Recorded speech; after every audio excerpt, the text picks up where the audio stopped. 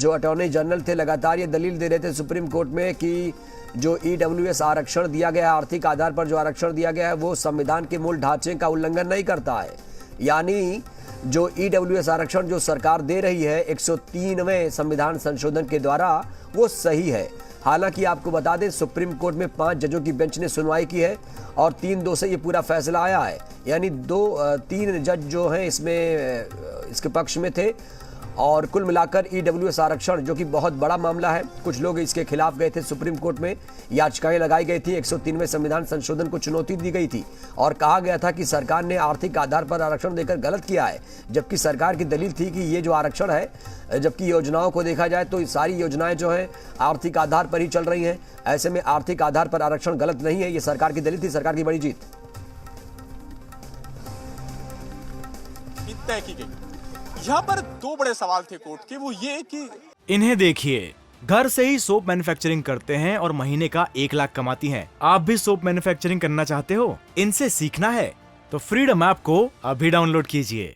एक सवाल तो यही था कि क्या ये मूल भावना के खिलाफ है। एक इंदिरा साहनी जजमेंट जो कि मंडल जजमेंट के नाम से भी जिसको जाना जाता है, उसमें जो व्यवस्था दी गई थी वो ये कि अपरिहार्य स्थिति में यानी असाधारण परिस्थितियों को छोड़कर के बाकी स्थितियों में 50% से ज्यादा आरक्षण नहीं होना चाहिए।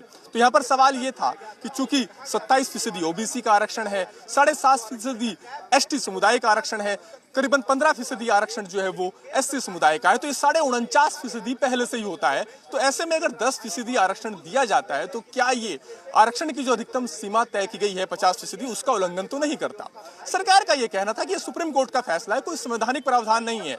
एक दूसरे राज्य का, शायद कर्नाटक का उदाहरण दिया गया कि वहां पर 68% आरक्षण है। तो कहीं ना कहीं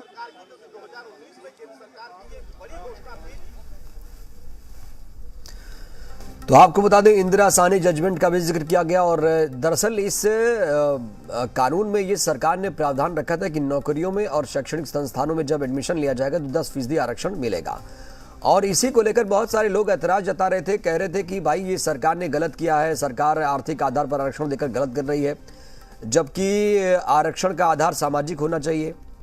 लेकिन जो दलीलें दी जा रही थी उसे कहीं ना कहीं सुप्रीम कोर्ट ने भी असहमति जता दी है, क्योंकि जो भी फैसला सरकार का था, क्योंकि आपको बता दें ये कोई आदेश नहीं था सरकार का, ये संविधान में इसके लिए एक प्रावधान किया गया था, इसके लिए 103वां संविधान संशोधन भी किया गया था।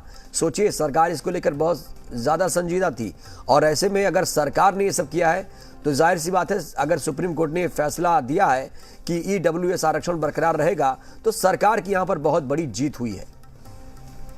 10% जो ईडब्ल्यूएस आरक्षण है वो भले ही लागू रहे या ना रहे, अगर लागू रहता है तो उसमें सभी जातियों को रखना चाहिए। लेकिन 5 सदस्यीय, चूंकि ये एक पैनल था जिसमें 4 लोगों ने एक सा फैसला सुनाया है। बड़ी बात ये रही, बेला त्रिवेदी ने जिक्र किया कि जो आरक्षण शुरुआत में जब आया था, जब लाया गया था तो आर्थिक आधार पर जो शोषित वंचित गरीब लोग थे उनके उत्थान के लिए था, लेकिन उसकी एक टाइम लिमिट सेट की गई थी। लेकिन पॉलिटिकल पार्टियों ने इसको आगे बढ़ाते रहे, आगे सोचते रहे। 75 वर्ष आजादी के हो गए हैं, अमृत महोत्सव हम मना रहे हैं, तो इस आरक्षण के बारे में भी सोचना चाहिए। फिलहाल बड़ी अपडेट यह है कि मोदी सरकार के द्वारा 2019 में लागू किया गया आर्थिक आधार पर सवर्णों का जो आरक्षण है वो जारी रहेगा। 10% ईडब्ल्यूएस जो सवर्ण जातियों के गरीब हैं उनको मिलता रहेगा। बाकी 50% जिस तरीके से मिल रहा था, 27% ओबीसी को, 15% एसटी को, 7.50% जो एसटी हैं उनको वो मिलता रहेगा। फिलहाल बड़ी खबर यह है कि मोदी सरकार के द्वारा लागू किया गया ईडब्ल्यूएस जारी रहेगा। सुप्रीम कोर्ट में इस मामले में अपना पक्ष सुना दिया है। 4-1 से ये डिसीजन आया है। 4 जो जजेस थे वो इसके पक्ष में थे, 1 जज है उन्होंने इसका विरोध किया है। उनका ये कहना था कि सभी जातियों को इसमें इन्वॉल्व करना चाहिए। जी, इन्हें देखिए, घर से ही सोप मैन्युफैक्चरिंग करते हैं और महीने का 1 लाख कमाती हैं। आप भी सोप मैन्युफैक्चरिंग करना चाहते हो? इनसे सीखना है तो फ्रीडम ऐप को अभी डाउनलोड कीजिए।